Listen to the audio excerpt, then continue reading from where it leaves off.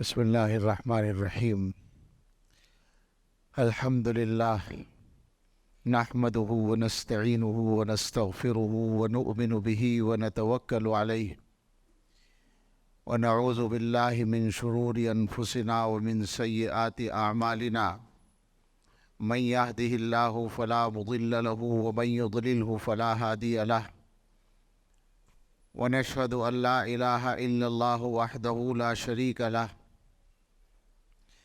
ونشهد أن سيدنا ونبينا ومولانا محمدا عبده ورسوله صلى الله تعالى عليه وعلى آله وأصحابه وبارك وسلم تسليما كثيرا. أما بعد فأعوذ بالله من الشيطان الرجيم.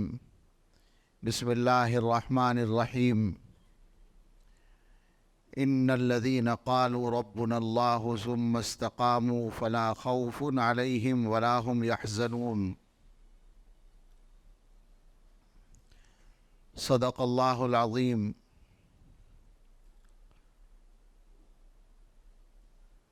عن ابي عمرو وقيل ابي عمرة سفيان بن عبد الله رضي الله عنه قال قلت يا رسول الله قل لي في الإسلام قولا لا أسأل عنه أحدا غيرك قال قل آمنت بالله ثم استقم أو كما قال عليه الصلاة والسلام. سبحان ربك رب العزة عما يصفون وسلام على المرسلين والحمد لله رب العالمين. اللهم صل على سيدنا محمد وعلى آل سيدنا محمد وبارك وسلم. اللهم صل على سيدنا محمد وعلى آل سيدنا محمد وبارك وسلم. اللهم صل على سيدنا محمد وعلى آل سيدنا محمد وبارك وسلم.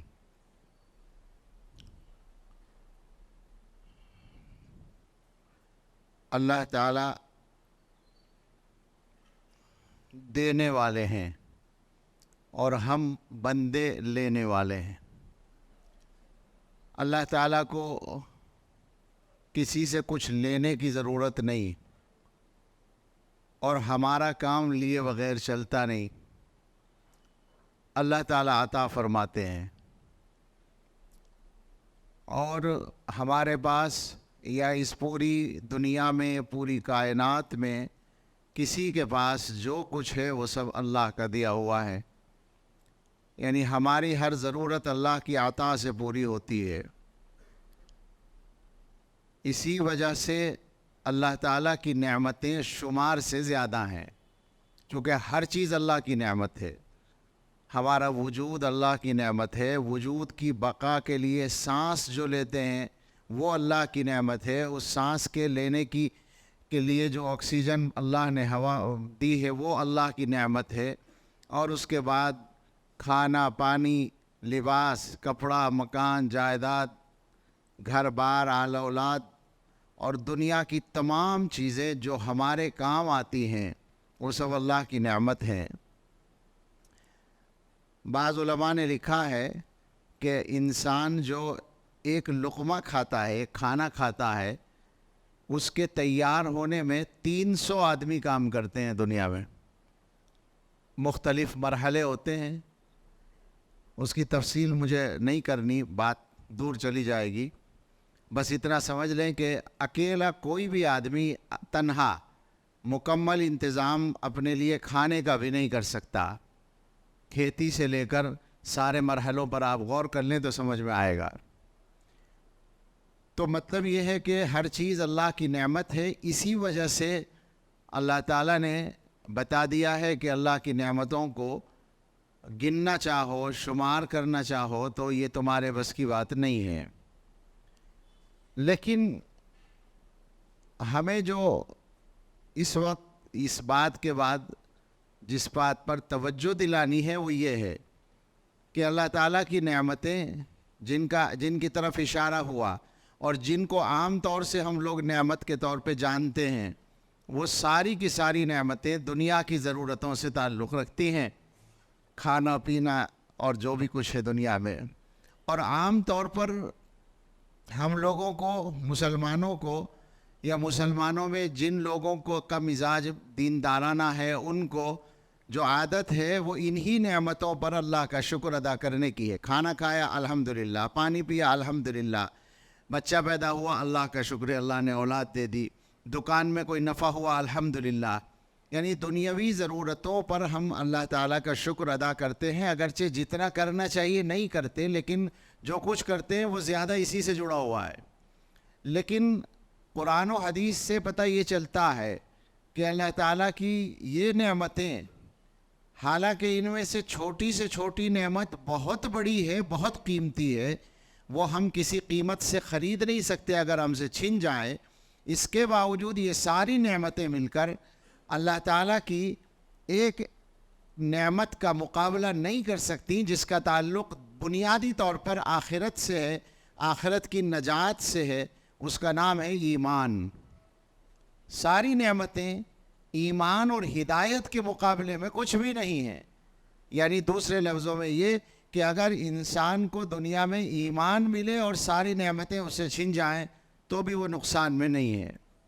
بھئی یہی تو ہوگا کہ دنیا کی زندگی، اللہ ہم سب کو محفوظ رکھے پریشانیوں سے، لیکن وہ آدمی دنیا کی زندگی پریشانی سے گزار کے جائے گا، آخرت کی زندگی تو ٹھیک ہو جائے گی اس کی، جو ہمیشہ کی زندگی ہے۔ اور اس کے برخلاف دنیا کی ساری نعمتیں اللہ تعالیٰ نے کسی کو عطا فرما دی ہوں اور ایمان سے وہ آدمی محروم ہو تو اس سے بڑا کوئی محروم نہیں ہے، اس لیے کہ وہ ساری نعمتیں کچھ دنوں کے لیے ہیں، 50 سال کے لیے ہیں، 80 سال کے لیے ہیں، 100 سال کے لیے ہیں، اور اس کے بعد جب وہ اصل زندگی میں قدم رکھے گا جہاں اس کو ہمیشہ رہنا ہے، وہاں کے لیے وہ کچھ بھی نہیں ہے، اس کے پاس کچھ نہیں ہے، ہاتھ خالی ہے۔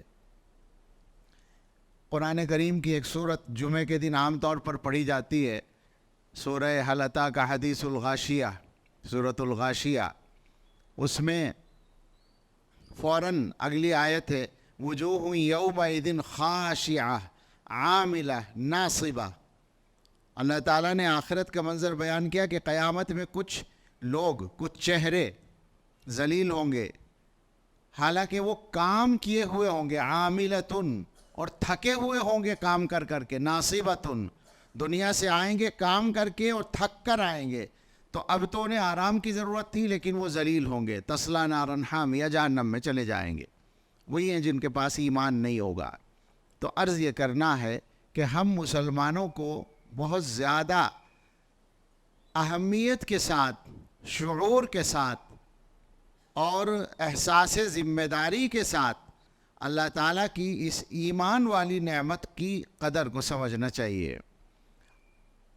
آیت پڑھی ہے ہم نے، اللہ تعالیٰ نے فرمایا وہ لوگ جو وہ لوگ جنہوں نے یوں کہا کہ ہمارا رب اللہ ہے اور پھر اس پر استقامت اختیار کی تو ان پر نہ کوئی خوف ہوگا نہ کوئی غم ہوگا۔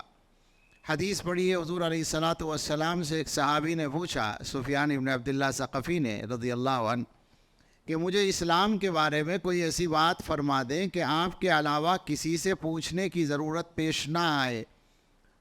تو حضور علیہ السلام ایسے سوال کے جواب میں کوئی خاص بات مختصر فرمایا کرتے تھے، یہاں بھی ایسے فرمایا، قل آمنت باللہ ثم استقم، تم کہہ دو میں اللہ پر ایمان لایا اور اس کے بعد اس پر جم جاؤ، اس پر استقامت اختیار کر لو، بس یہ خلاصہ ہے۔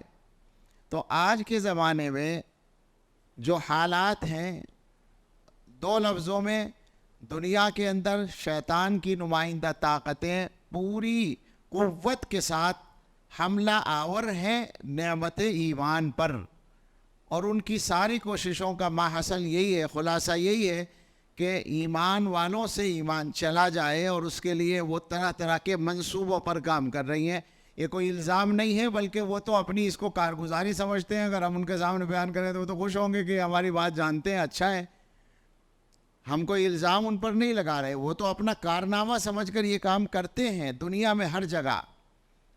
تو مسلمانوں کو کم سے کم اتنا جان لینا چاہیے کہ ایمان پر استقامت، ہر حال میں ایمان پر جمنا، یہ ہماری زندگی کا اصل مشن ہے، اصل مقصد، اصل منزل ہے، ایمان پر جینا اور ایمان پر مرنا۔ اللہ ہم سب کو اور ہماری نسلوں کو نصیب فرمائے۔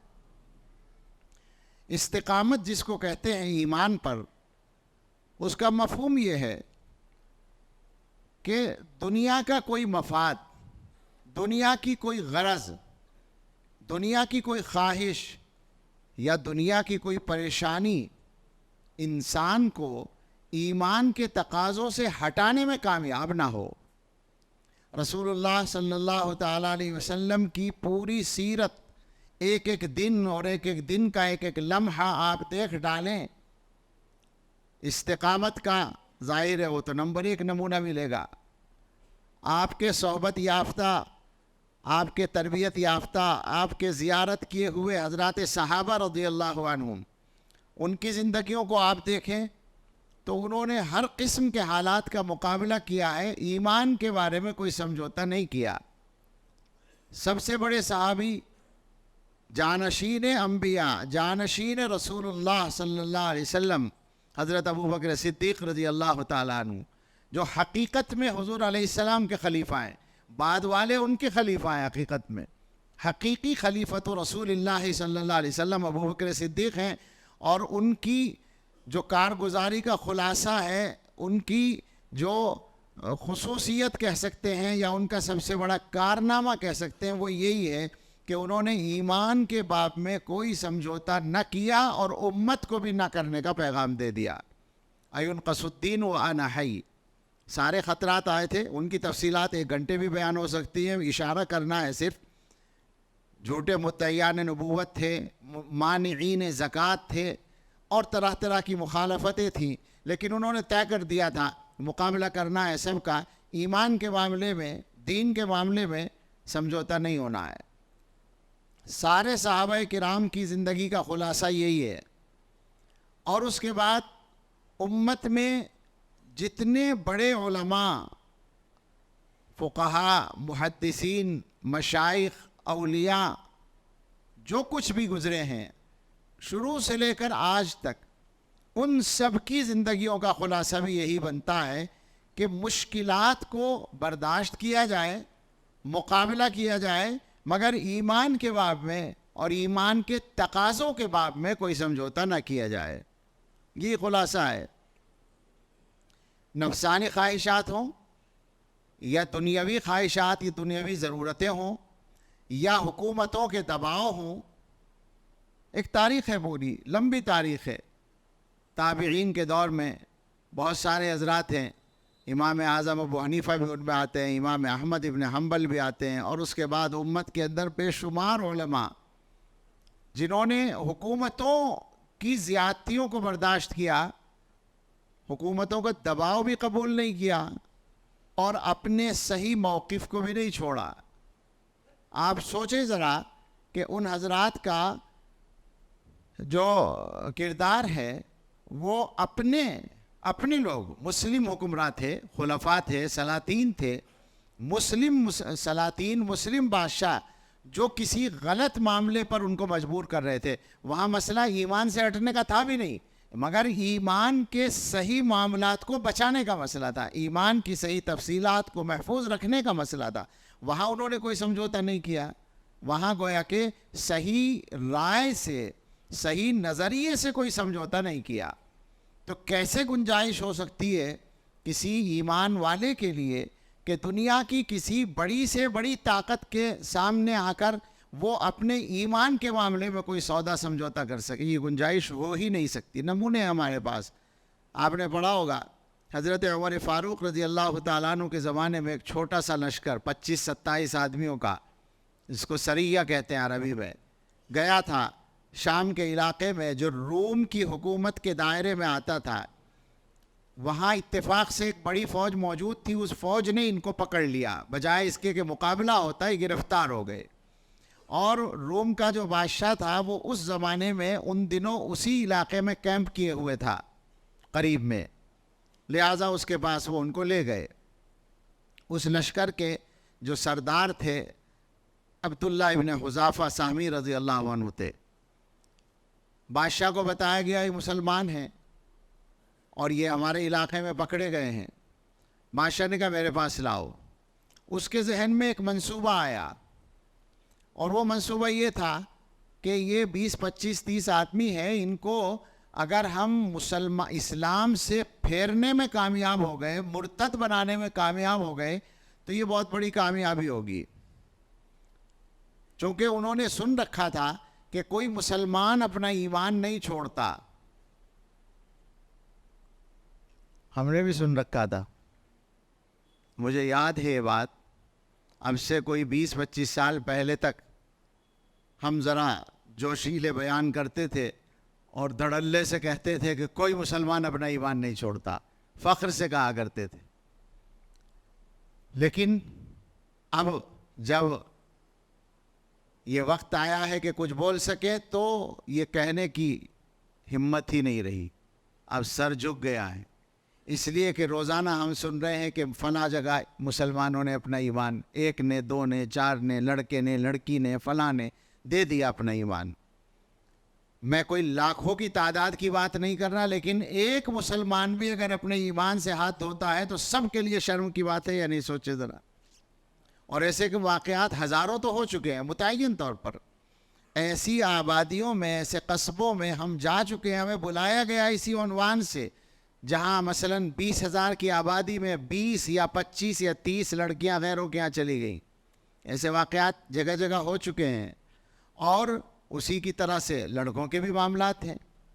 تو یہ کہنے کا اب موقع نہیں رہا کہ مسلمان اپنا ایمان نہیں چھوڑتا. کاش وہ دن پھر آ جائے جب ہم دنیا کو یہ پیغام دے سکیں کہ تم ہمارے ساتھ جو کر لو گے یا ہمیں جو کچھ کرنا پڑے گا ایمان نہیں دیں گے، ایمان سے نہیں ہٹیں گے. اللہ کرے وہ دن آ جائے.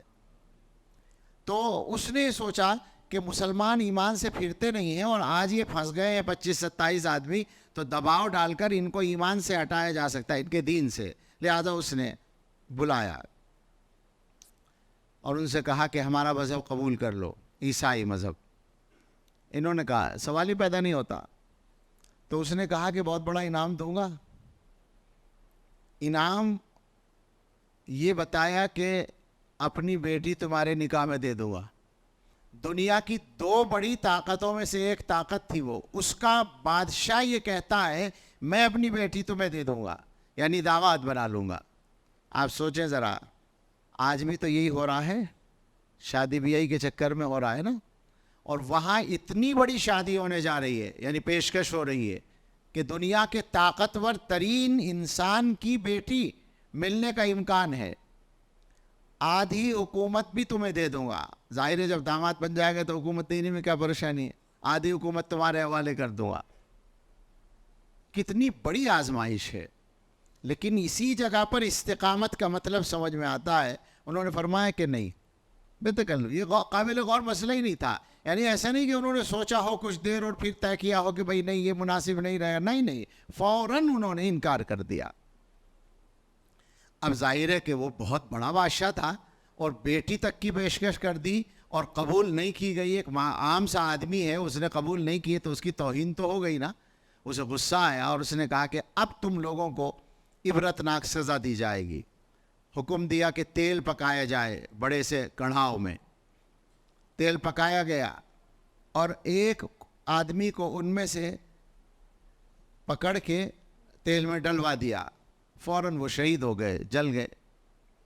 کہا اب سب کو اسی طرح کیا جائے گا، اب بھی مان لو تو اب انعام تو نہیں دیں گے مگر اس میں جلانے سے روک دیں گے. کہا نہیں، یہ تو سوال ہی پیدا نہیں ہوتا، یہ پیشکش تمہاری کسی کام کی نہیں ہے. کہا اچھا پھر اب اسی کو پکڑو، یہ جو ان کا سردار ہے پہلے اسی کو لے جاؤ. لے جانے لگے. اب ظاہر ہے وہ کڑھاؤ بادشاہ کے پاس تھوڑی رکھا ہوگا، کہیں دور ہوگا. وہاں جب لے جانے لگے تو جاتے ہوئے محسوس کیا لے جانے والوں نے کہ یہ صاحب رو رہے ہیں، آنکھوں میں آنسو آ گئے. ان کو یہ شبہ ہوا کہ شاید یہ اب مان جائے.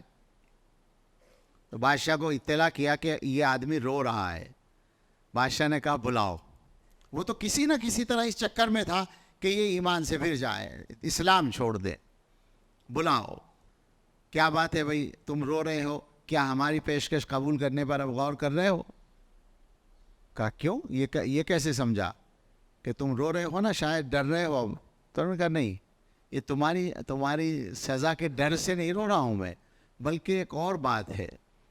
ایک حسرت دل میں پیدا ہو رہی ہے کہ آج مجھے یہ سعادت مل رہی ہے کہ میں اپنی یہ معمولی سی جان ایمان کے لیے قربان کرنے جا رہا ہوں. مجھے رونا یہ آ رہا ہے کہ کاش میرے پاس اپنے بدن کے ہر بال کے بدلے ایک جان ہوتی اور اس کو ایمان پر قربان کرتا.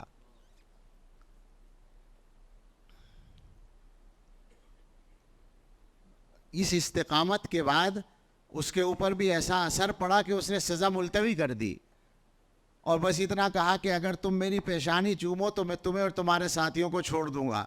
حضرت عبداللہ ابن حذافہ نے سوچا کہ اپنے 25 ساتھیوں کی جان اگر بچتی ہے اتنا سا کام کر کے تو چلو یہی صحیح مصلحت کا تقاضا ہے. چنانچہ انہوں نے یہ کام کیا اور بچ کے آ گئے.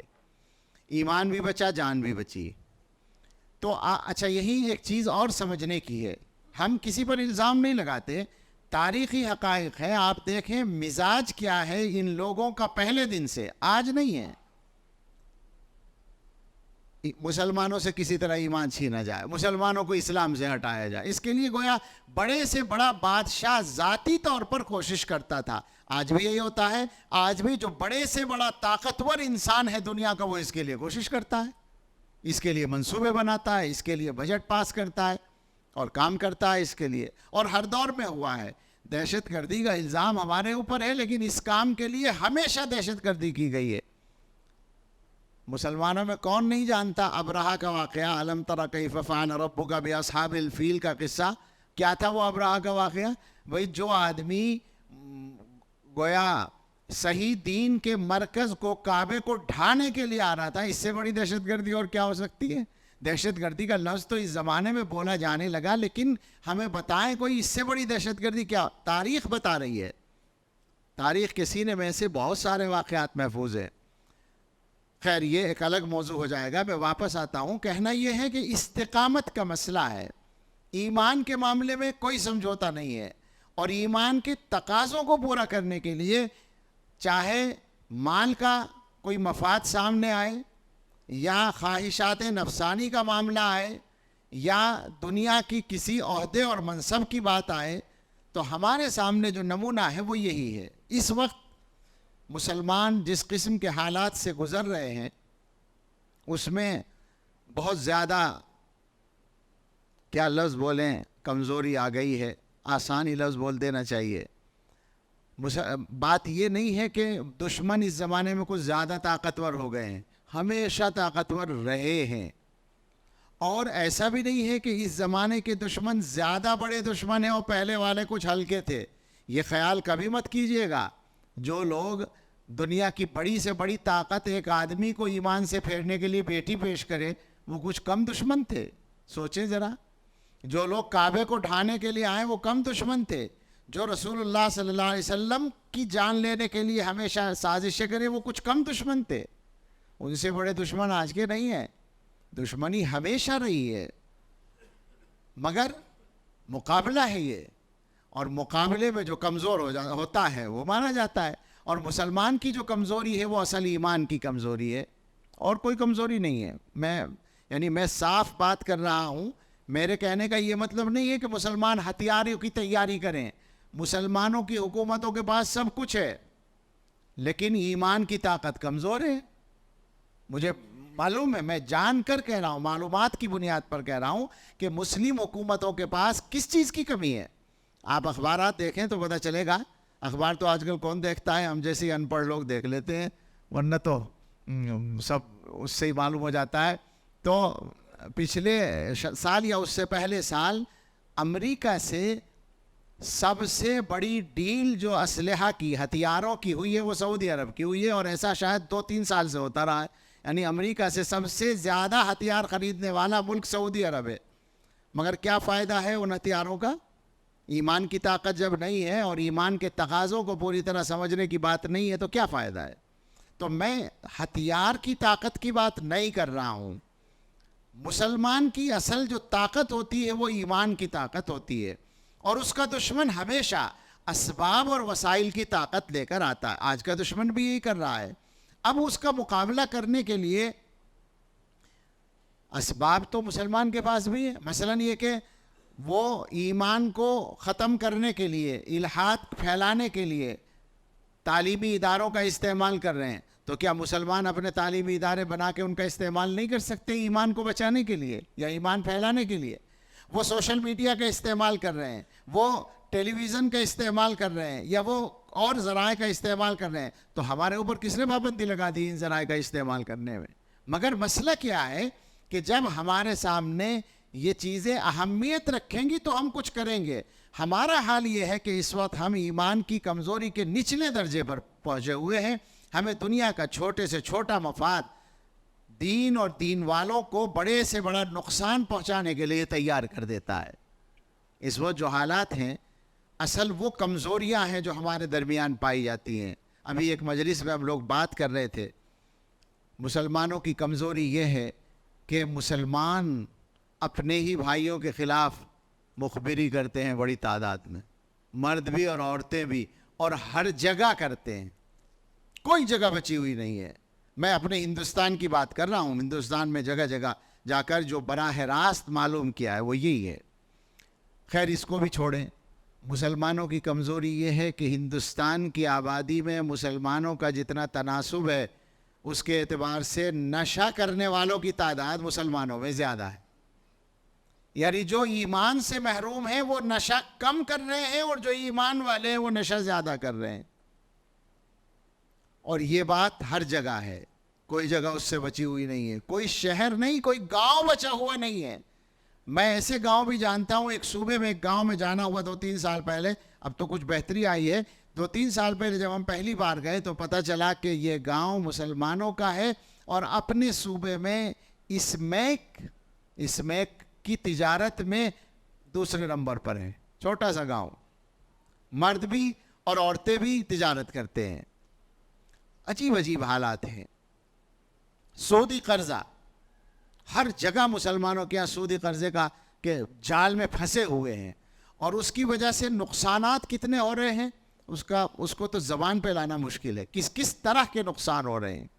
حقیقت یہ ہے کہ جب مسلمان کا دینی پہلو کمزور ہوتا ہے تو پھر اس کے دنیا کے معاملات بھی سنورتے اور سدھرتے نہیں ہیں۔ مسلمان کی دنیا صحیح ہونے کے لیے ضروری ہے ایمان کے تقاضے صحیح طور سے پورے ہوتے ہوں۔ ایک مثال دیتا ہوں میں، بہت سے مسلمان بھائی روزگار کے بارے میں پریشان رہتے ہیں۔ ایمانداری سے بتائیں، وہ جتنے پریشان لوگ ہیں کیا وہ صبح سے شام تک سنجیدگی سے اپنے روزگار کے لیے محنت کرتے ہیں یا بیٹھ کر شکایت کرتے ہیں؟ آدھے ان میں سے وہ ہیں جو کچھ نہ کر کے شکایت کرتے ہیں، نہیں کرتے، یعنی سیدھی چلتی ہی نہیں عقل۔ اور کسان لوگ ہیں، یہ ایک مثال ویسے یاد آ گئی، کسان لوگ ہیں، ان کے پاس زمین ہوتی ہے۔ مسلمانوں میں ایک بڑی تعداد ہے جس کی زمین فروخت ہوتی ہے، بکتی ہے۔ ابا کا انتقال ہو گیا، اب بھائیوں میں اختلاف ہو گیا، لہٰذا زمین بک جاتی ہے۔ یا یہ ہوتا ہے کہ صاحب شادی وادی کرنی ہے، زمین بیچ کے شادیاں کرنے کی حماقت مسلمان کرتے ہیں۔ اور جو کوئی بہت زیادہ عقل مند ہوتے ہیں تو وہ کاروبار میں لگاتے ہیں، اور کاروبار سیکھتے نہیں ہیں، لہٰذا وہ پیسے بھی ختم ہو جاتے ہیں، جائیداد ختم ہو جاتی ہے۔ میں غلط تو نہیں کہہ رہا ہوں، جو ہوتا ہے وہ میں بتا رہا ہوں۔ لیکن مسلمانوں کے لیے یہ بات عجیب ہوتی ہے جب ہم ان کو یہ بتاتے ہیں کہ ہمارے آقا حضرت محمد الرسول اللہ صلی اللہ تعالیٰ علیہ وسلم نے زمین جائیداد بیچنے کے بارے میں بھی ہدایت دے رکھی ہے، کیا کرنا ہے۔ مشکات میں حدیث موجود ہے، من باع ارضا وعقارا کان قمنا اللہ یبارک لہ فیہ ان لم یجعلہ فی مثلہ، او کما قال علیہ الصلوۃ والسلام، جس نے کوئی زمین جائیداد بیچی تو وہ اس کا مستحق ہے کہ اسے برکت نہ دی جائے سوائے اس کے کہ زمین جائیداد بیچ کے زمین جائیداد ہی میں لگا دے۔ کیا خیال ہے؟ آپ سوچیں ذرا، رسول اللہ صلی اللہ علیہ وسلم نے اس حد تک ہماری انگلی پکڑ کے رہنمائی کی ہے، اور مسلمان کو پتہ بھی نہیں ہے۔ مجھ سے ایک آدمی نے کہا کہ میرے والد کا انتقال ہو گیا اور قرضہ بہت ہے اور میں ادا نہیں کر سکتا زمین بیچے بغیر، اور آپ زمین بیچنے کو، مجھ سے تعلق ہے پرانا، آپ زمین بیچنے کو منع کرتے ہیں بیانات میں، تو میں کیا کروں؟ میں نے کہا ٹھیک ہے، یہ اچھا کیا پوچھ لیا، اس کا بھی حل اللہ تعالیٰ عطا فرمائیں گے۔ ذرا سا سوچا اور میں نے مشورہ دیا کہ زمین بیچو اور اس میں سے آدھی زمین کی قیمت سے قرض ادا کرو اور آدھی زمین کی قیمت سے سستی زمین خرید لو، اتنی ہی جتنی بیچ رہے ہو، سستی جگہ پر خرید لو، اللہ تعالیٰ اس میں برکت دے دیں گے۔ اس نے کہا یہ ٹھیک ہے۔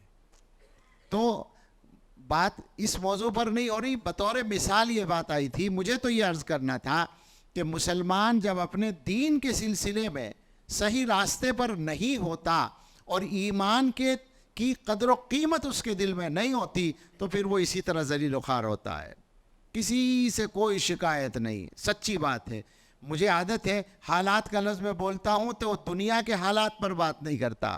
میرے نزدیک میری کیا حیثیت ہے، ہم نے جو سیکھا اور سمجھا ہے اپنے بڑوں سے، تو ہماری سمجھ میں یہ آیا ہے کہ اصل حالات یہ نہیں ہے جو دنیا والوں کی طرف سے پیش آتے ہیں، فلاں حکومت یہ کر رہی ہے، فلاں پارٹی یہ کر رہی ہے، فلاں طاقت یہ کر رہی ہے، فلاں ملک یہ کر رہا ہے۔ یہ اصل حالات نہیں ہیں، یہ وہ کام ہیں جو وہ کر رہے ہیں، انہیں کرنے ہیں۔ اصل حالات یہ ہے کہ ہمارے اندر دم نہیں ہے، ہمارے اندر ایمان نہیں ہے، ایمان کی طاقت نہیں ہے، اور وہ گویا جذبہ جو ہر مفاد کے سامنے ایمان کو اہمیت دینے پر مجبور کرتا ہے، وہ جذبہ کمزور ہے۔ تو ہم کمزور ہیں اور ہم ظاہر نقصان اٹھا رہے ہیں۔ تو اللہ تعالیٰ نے بتایا، رسول اللہ صلی اللہ علیہ وسلم نے بتایا، ایمان دے دیا ہے تو ایمان کو بچاؤ اور ایمان پر استقامت کے لیے محنت کرو۔ مسلمانوں کو جس کام پر سب سے زیادہ اس زمانے میں توجہ دینے کی ضرورت ہے، چاہے علماء ہوں یا جو بھی سمجھدار لوگ ہیں، وہ اپنے بھائیوں کی، اپنے بچوں کی، اپنی نسلوں کی تربیت کا کام ہے، اسی نہج پر کہ ان میں سے کوئی بھی ایمان کے تقاضوں سے ہٹنے والا نہ ہو اور ہر جگہ وہ اپنے ایمان کو اہمیت دے اور ایمان کے تقاضوں کو پورا کرے۔ اللہ تعالی ہمیں بھی اور ہمارے اہل و عیال و متعلقین کو بھی اور ساری نسلوں کو اور دنیا کے تمام اہل ایمان اور ان کی نسلوں کو کامل ایمان پر استقامت نصیب فرمائے۔ آمین۔ وآخر دعوانا الحمدللہ رب العالمین۔